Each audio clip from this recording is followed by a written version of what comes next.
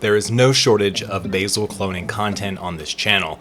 I've cloned basil into cracky gardens, I've cloned basil and then placed it into a tower garden, but what I've never done is taken a cutting and put it directly into a tower garden without letting it grow roots first. Until now.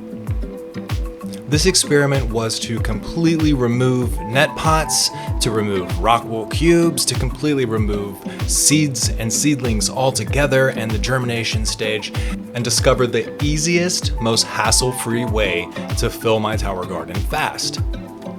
Now, I wasn't sure if this was going to work or not because clones need high humidity whenever they clone. Luckily for me, I live in Hawaii and there is pretty high humidity here. So if you try to do this, just keep that in mind if you're in a low humidity place. So like usual, I went up to my favorite nursery, the Upcountry Kula nursery, and picked out a bunch of different basil plants. This process is just like every other video I've ever done on cloning basil. I took my cuttings and instead of using net pots, I used these 2-inch cloning cups. Now I will say they barely fit into the garden and quite a few ended up falling into the garden, definitely with assistance from my 18-month-old, but either way, they were a little precarious, so just keep that in mind. Now the key to success here is to allow enough stem to be in the garden. So make sure when you take your cutting, it's long enough to reach into the garden to get sufficiently wet whenever the garden turns on. And now through the magic of editing, we're gonna fast forward 2 full weeks.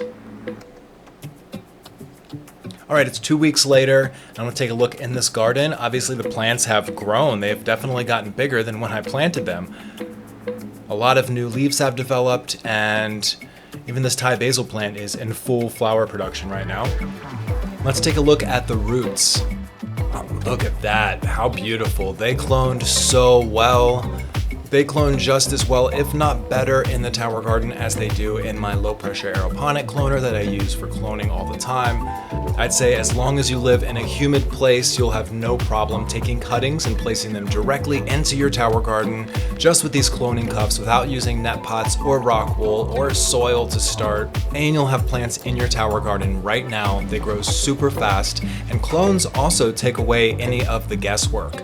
Meaning when you clone a plant, you're making an exact replica of that plant. So you're gonna know how it's gonna taste and the flavor profile of that particular plant because you've already had it before.